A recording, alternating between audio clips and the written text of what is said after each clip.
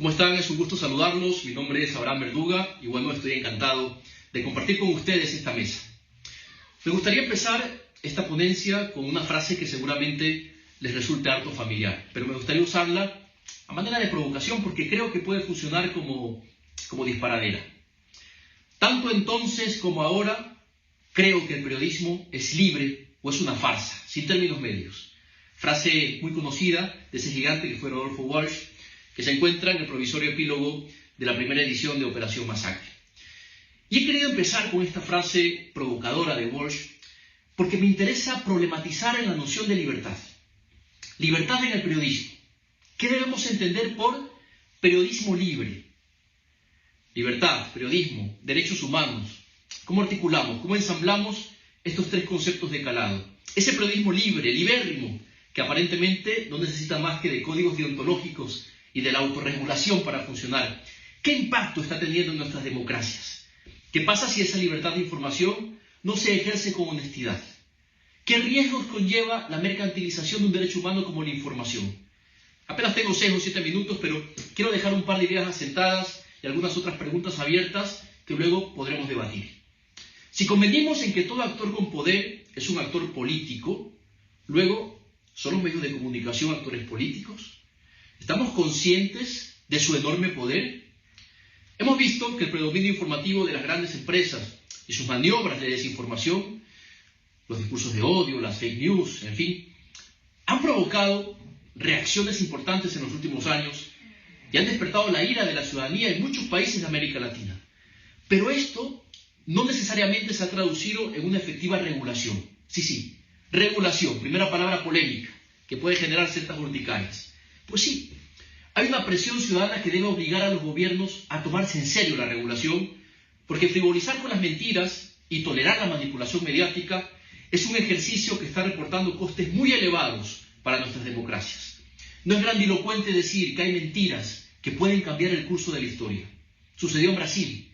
Allí ganó la presidencia un sujeto que no creía en los derechos humanos y que ganó a base de una campaña de fake news cuidadosamente diseñada. Y gracias también, para decirlo todo, a una estrategia previa de lawfare que el tiempo se encargaría de desvelar. Si coincidimos en que la democracia es en principio un régimen de opinión donde las decisiones se toman a partir de un debate público e informado, luego, ¿qué pasa cuando las decisiones se toman a base de falacias? ¿Cuán libre puede ser una sociedad donde sus posturas y elecciones son producto del engaño? Los medios de comunicación tienen como función informar a los ciudadanos. Cumplen, por cierto, otras funciones, como el entretenimiento, que tampoco es baladí, porque ahí se trabajan los deseos, pero en definitiva, digamos que los medios informan y forman lo que conocemos como la opinión pública. Es a través de los medios que la sociedad se entera de lo que sucede en su entorno, en su país, de lo que pasa en el mundo, y no es un problema que en un determinado contexto o especialización adopten estos medios una línea editorial. Están en su derecho, es legítimo. Digamos que es lo esperable, porque no existe la información neutral. El problema está en el uso de bulos. El problema está en la mentira como arma arrojadiza para favorecer determinados intereses políticos o económicos. La cuestión surge cuando, conscientes de su influencia en la constitución de imaginarios y en su capacidad de moldear la opinión pública, se utiliza ese poder para mentir, para instalar falsedades de manera consciente, para destruir a cualquiera que se atreva a impugnar el orden establecido, un orden excluyente y acostumbrado al privilegio. El problema, al final, está en anteponer los intereses particulares al interés general, y es un problema porque estamos hablando de un derecho humano. Ahora bien, ¿es acaso una coincidencia que cuando se instauran políticas sociales de corte progresista en un país, esto es, políticas radicalmente democráticas, esto es, de expropiación de privilegios, ¿es acaso una coincidencia, digo, que en esos contextos, aquellos pocos que, acostumbrados por tantos años a detentar el poder político y el poder para definir la realidad a través de la palabra, reaccionen de forma enfurecida? Yo creo que no. Son reacciones que tienen que ver precisamente, con la amenaza de una hegemonía en crisis. Y entonces aparecen convenientemente, las banderas de la libertad de expresión, las alertas por los atentados a la libertad de prensa y las proclamas en favor de los autodenominados perros guardianes de la democracia. Perros guardianes que en el caso de mi país, el Ecuador, tienen pedigrí y responden mayoritariamente a grupos de poder económico, incluidos bancos. Sí, banca privada, administrando medios de comunicación y supervisando líneas editoriales.